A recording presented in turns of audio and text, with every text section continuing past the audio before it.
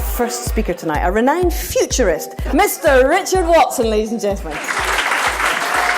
What we normally do is we start here, we look at all the current trends, the data, and we just go forward in a very logical, linear fashion. Sometimes we push it out to the edges a bit.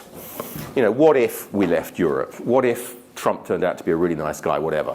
There's a great quote by Sherlock Holmes. You've got to start by removing the impossible, and whatever remains, no matter how improbable, must be considered possible. And the reason we've got into a lot of trouble recently, particularly with Brexit, but to some extent Trump, is we didn't think things through. We didn't go to the edge. Will you please welcome Mr. Kevin Gaskell.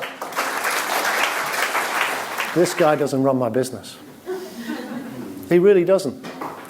This guy's going to have an impact on my business, maybe. There's a whole bunch of stuff going on out there which is terribly challenging. If I let my teams sit back and worry about that, where do we go?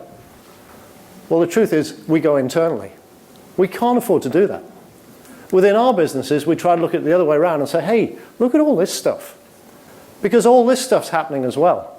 This is opportunity. Please welcome Mr. Douglas Alexander.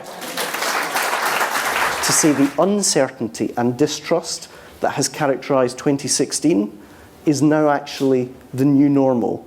The question for each of your organisations to wrestle with after this evening is, can your institution or organisation be part of that solution, or will be perceived as part of the problem in the course of 2017? Thank you very much indeed. 27 golds, and the first country ever to supersede the medal count from a home games. Remember the good old days when we used to have fun teasing the Brits about how we beat them in the medal count at the Olympics? We've got 4 televisions covering 4 different sports at once in our office, and it seems like at least one of them is playing God Save the Queen at any single time. I don't think he's suddenly going to become a serious politician. Because actually the very statements that so many people have found outrageous are the very reason that he's entering the White House. In computer language, the bug is the feature. Richard, what's your view on it? What kind of president do you think he's going to be? I hope he's going to be very funny. He's struggling to realise he needs to separate his business affairs from his now political affairs. And that struck me as, that's rather more dangerous. We don't control the terms of the exit. Will we come out?